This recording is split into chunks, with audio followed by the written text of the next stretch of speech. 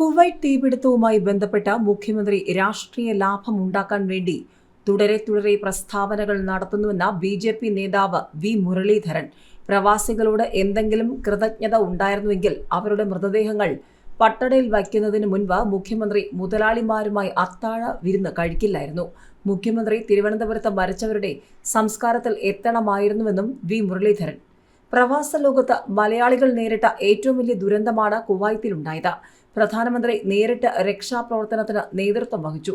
നഷ്ടപരിഹാരം ലഭ്യമാക്കാനുള്ള നടപടികൾ വിദേശകാര്യ സഹമന്ത്രിയുടെ യാത്രയ്ക്കിടെ അദ്ദേഹം തന്നെ ഇടപെട്ട് നടത്തിയെന്നും മുരളീധരൻ പറഞ്ഞു. ആരോഗ്യമന്ത്രി വീണ ജോർജിന് യാത്രാ അനുമതി നിഷേധിച്ചതുമായി ബന്ധപ്പെട്ട വിഷയത്തിൽ വീണ ജോർജ് കുവൈറ്റിലേക്ക് പോയിട്ട് എന്ത് ചെയ്യാൻ, എല്ലാം വിദേശകാര്യ മന്ത്രാലയം ഇടപെട്ട് ചെയ്തിരുന്നുവെന്നും മുരളീധരൻ കൂട്ടിച്ചേർത്തു.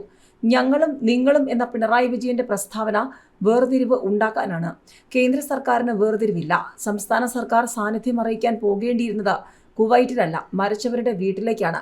വർക്കല എം.എൽ.എയും അരുവിക്കര എം.എൽ.എയും പോകണമെന്ന് പറഞ്ഞാൽ ഇതെവിടെയാണ് അവസാനിക്കുക? ഇന്ത്യക്ക് പുറത്തുള്ള പ്രവർത്തനം നിർവഹിക്കുന്നതിൽ കേന്ദ്ര സർക്കാരിന് വീഴ്ച ഉണ്ടായിട്ടുണ്ടെങ്കിൽ സംസ്ഥാന സർക്കാർ ചൂണ്ടിക്കാണിക്കട്ടെ. ദുരന്തത്തിലെങ്കിലും രാഷ്ട്രീയം മാറ്റിവെക്കാനുള്ള വിവേകം പിണറായി വിജയൻ കാണിക്കണമെന്നും വി. മുരളീധരൻ പറഞ്ഞു. പൊളിറ്റിക്കൽ ക്ലിയറൻസ് ലഭിക്കുന്നതിന് മുൻപ് മന്ത്രിയോട് നെടുമ്പാശ്ശേരിയിൽ കാത്തിരിക്കാൻ ആരെങ്കിലും പറഞ്ഞു? KSRTC ബസ്സിൽ പോകുന്ന ലാഘവത്തോടെയാണോ നെടുമ്പാശ്ശേരി വിമാനത്താവളത്തിൽ കാത്തിരിക്കുന്നത്?